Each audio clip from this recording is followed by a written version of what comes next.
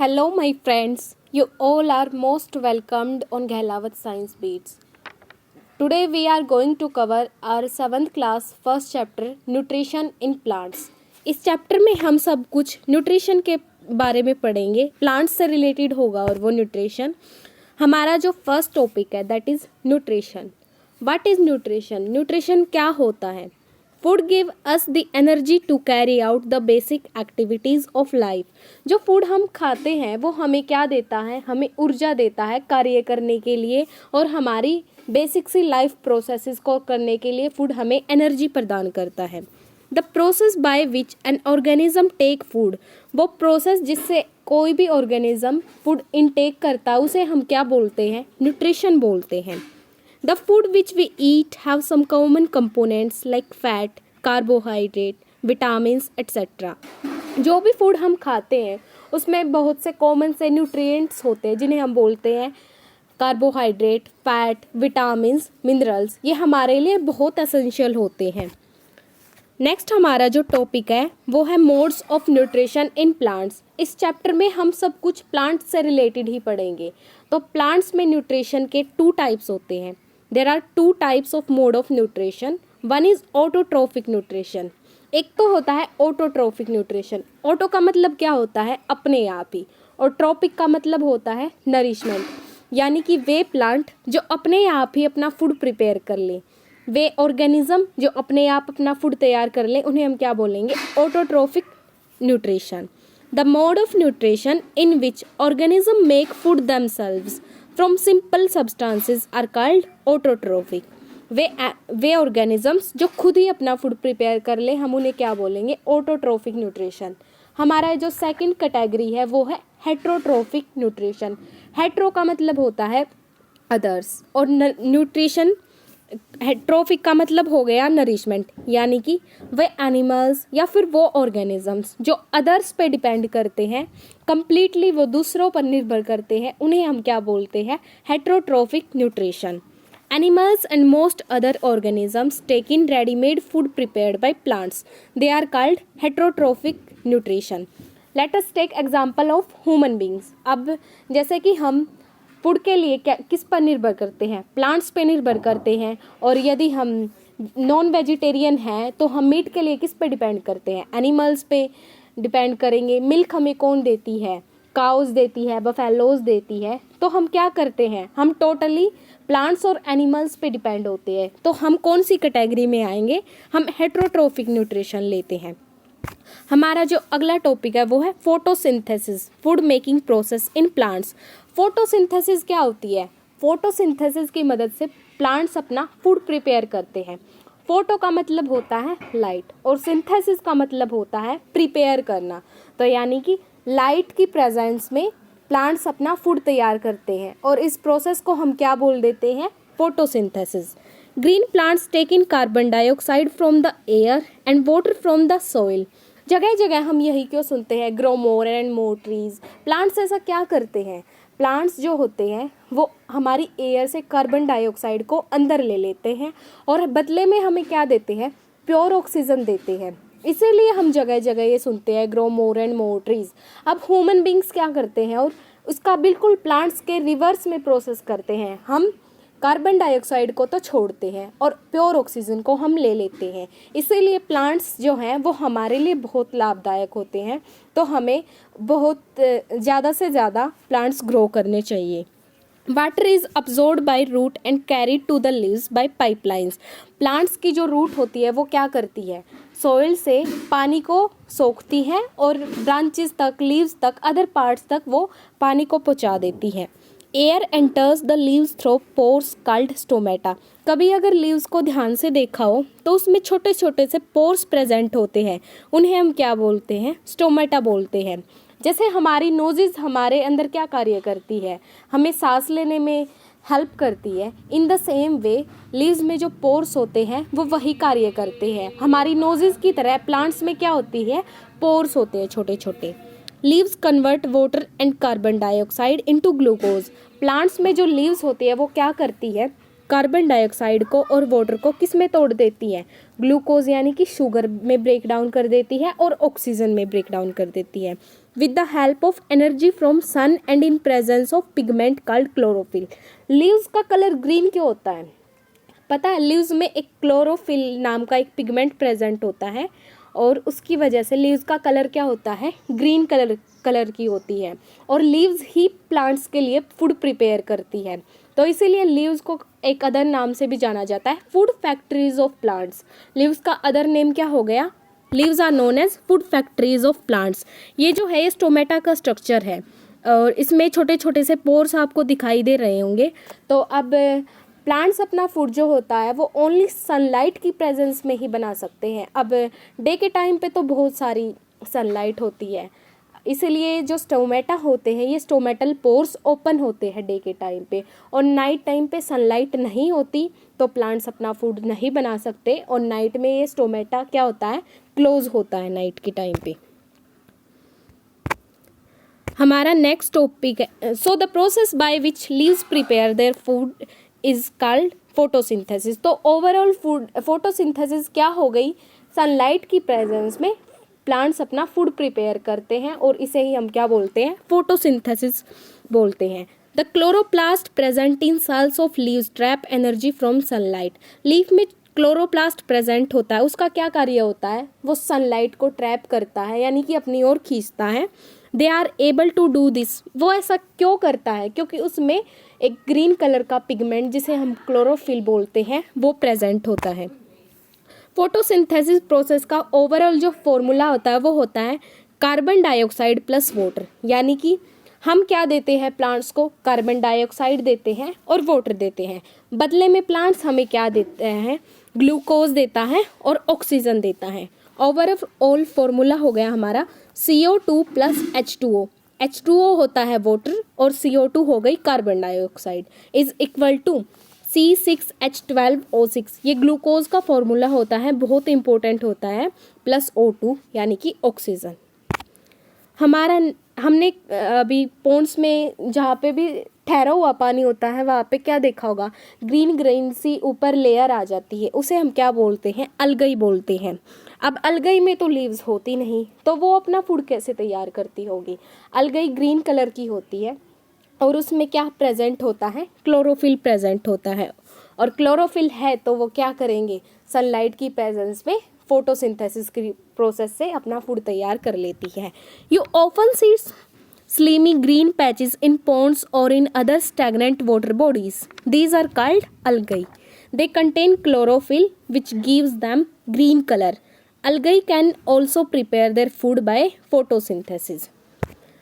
How nitrogen is synthesized in plants? अब ऐसा तो हो नहीं सकता कि हमारी एयर में बहुत सारी नाइट्रोजन प्रेजेंट होती है और प्लांट्स को बहुत ज़्यादा अमाउंट में नाइट्रोजन की ज़रूरत होती है। अब ऐसा तो होगा नहीं कि प्लांट है और वो डायरेक्ट क्या करेगा? एटमॉस्फेयर से नाइट्रोजन ले लेगा। It is not possible. तो प्लांट क्या करता है? उस नाइट्रोजन को सिंपलर सब्सटेंसेस में ब्रेक डाउन कर लेता है। प्लांट्स उसको नाइट्रोजन को नाइट्रेट्स में बदल लेता है, लेकिन वो ऐसा किसकी हेल्प से करता है? प्लांट्स की रूट में बहुत सारे बैक्टीरियाज होते हैं। एक एग्जांपल है जैसे कि राइजोबियम बैक्टीरिया, वो प्लांट्स की रूट्स में प्रेजेंट होता है और वो क्या करता है? एटमॉस्फेरिक नाइट्रोजन को फिक्स करता है, यानी कि उसे सिंपलर सब्सटेंसेस में तोड़ देता है, यानी कि उसे नाइट्रेट में ब्रेक डाउन कर देता है और फिर प्लांट क्या करता है? उसे ले लेता है। Nitrogen is present in abundance in gaseous form in the air. Plants can not absorb nitrogen in this form. Soil has certain bacteria, rhizobium, that converts gaseous nitrogen into a usable form and release it into the soil. These soluble forms are absorbed by the plants along with water. Other mode of nutrition in plants. अभी ये जो other mode भी होते हैं, जरूरी तो होता नहीं कि बस दो ही मोड हो गए न्यूट्रिशन के। एक हो गया ऑटोट्रोफिक, हेट्रोट्रोफिक। हेट्रोट्रोफिक के बहुत से पार्ट होते हैं, वो हम अब आगे देखेंगे इस वीडियो में। पैरासाइट होता है फर्स्ट।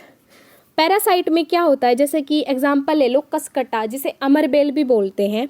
तो वो क्या करती है? डायरेक्टली दूसरे प्लांट्स पर निर्भर करती है, ये दूसरे प्लांट्स पे ही पाई जाती है और वहीं से अपना न्यूट्रिशन लेती है। और जिस प्लांट पे ये पाई जाती है उसे हम क्या बोलते हैं, होस्ट प्लांट, वहीं से ये अपना सारा न्यूट्रिशन डराइव करती है।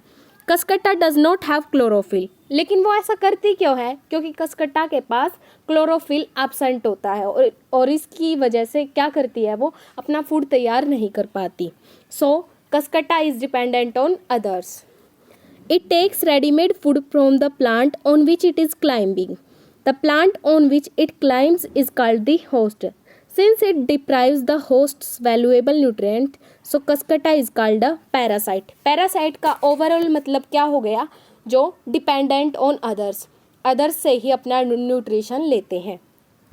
हमारा नेक्स्ट जो कैटेगरी होती है वो होती है इंसेक्टिवोरस प्लांट्स। इंसेक्टिवोरस प्लांट्स यानी कि पिचर प्लांट बोलते हैं। इसमें क्या होता है, कोई भी जैसे कि प्लांट, उसकी जो शेप होती है वो जग की तरह होती है और ऊपर एक ढक्कन सा होता है।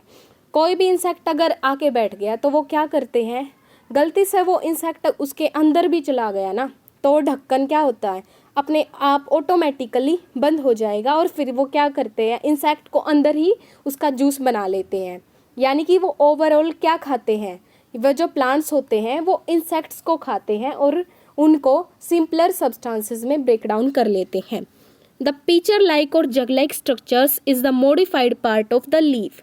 लीफ से बना हुआ होता है वो pitcher plant. The apex of leaf forms a lid which can open and close the mouth of the pitcher. Apex का मतलब होता है बिल्कुल टॉप में, ऊपर क्या होता है, एक छोटा सा लिड होता है, ढक्कन। कोई भी वैसे वो ओपन होता है, कोई इंसेक्ट अगर आके बैठा तो वो ऑटोमेटिकली बंद हो जाएगा। Inside the pitcher there are hairs which are directed towards downwards. उस पिचर प्लांट के अंदर क्या होते हैं, बहुत सारे हेयर्स होते हैं और उनमें कोई भी इंसेक्ट अगर आएगा तो वो ट्रैप हो जाएगा, उस जाल में फंस जाएगा और फिर लिड क्या हो जाएगी, लिड बंद हो जाएगी। When an insect lands in the pitcher, the lid closes and trapped insect gets entangled into the air. The insect is digested by the digestive juices secreted in the pitcher. अगला हमारा जो class होती है वो होती है सेप्रोट्रोप्स।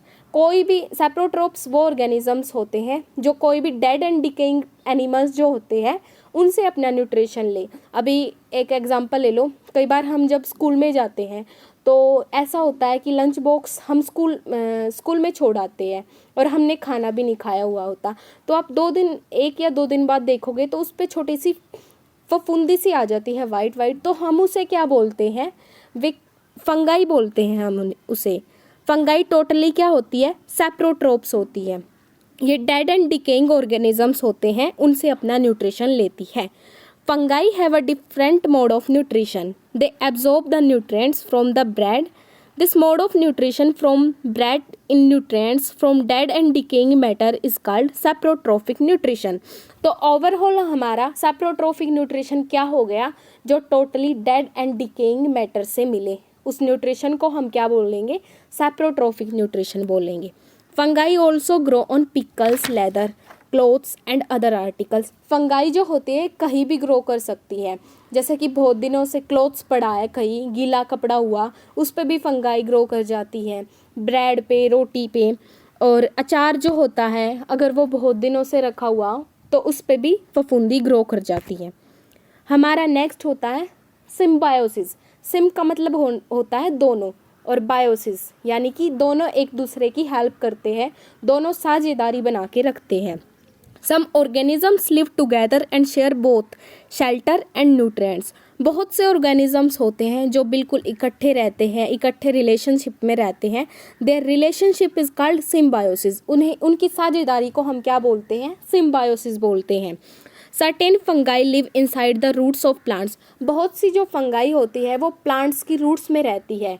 वो क्या करती है, प्लांट्स उन्हें क्या देता है, फूड बना के ही देता है फंगाई को, और फंगाई बदले में क्या करती है, जैसे कि हमने वाटर दे दिया प्लांट को तो फंगाई क्या करेगी, वाटर को एब्जॉर्ब करने में प्लांट की मदद करती है। इस तरीके से वो क्या बना के रखते हैं, साझेदारी की रिलेशनशिप बना के रखते हैं। The plants provide nutrients to the fungus and in return fungus provides water and certain nutrients.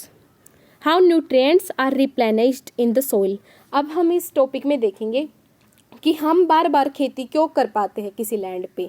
वह जो न्यूट्रिएंट्स होते हैं वो मेंटेन कैसे करते हैं हम। फार्मर्स को देखा होगा आपने, बहुत सारे फर्टिलाइजर्स मैन्योर मारते हैं। वो क्यों करते हैं ऐसा? मिट्टी की उर्वरता को बना के रखने के लिए करते हैं वो ऐसा। Farmers spread manure of fertilisers in the fields. Fertilizers and manures contain nutrients such as nitrogen, potassium, phosphorus, etc. These nutrients need to be added from time to time to enrich the soil.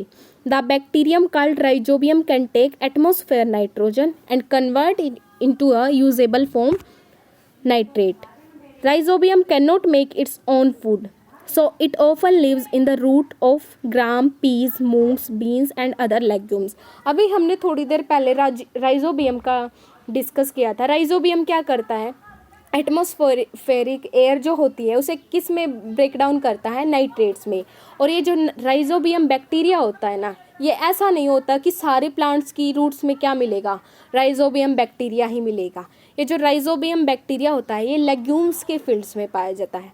अब legumes क्या होता है? जितनी भी crops, जैसे कि grains वाली जितनी भी क्रॉप्स हो गई, जैसे हमारी बीन हो गई, मूंग हो गई, सरसों हो गई, गेहूँ हो गए, धान, ये सारे किस कैटेगरी में आते हैं? ये सीरियल्स में आती है। और हमारी सारी की सारी पल्सेस, जितनी भी हमारी दालें होती है वो कौन सी कैटेगरी में आती है? लेग्यूम्स। तो लेग्यूम्स के जितने भी फील्ड्स होंगे उनमें क्या मिलेगा? उनकी रूट्स में क्या मिलेगा? हमें राइजोबियम बैक्टीरियम मिलेगा। और ये क्या करेगा? नाइट्रोजन को किस में ब्रेक डाउन करेगा? नाइट्रेट्स में ब्रेक डाउन करेगा। दस they have a symbiotic relationship. और ये क्या बना के रखते हैं? साझेदारी की रिलेशनशिप बना के रखते हैं। Here our chapter completes. Please share and subscribe more and more my videos. Thank you.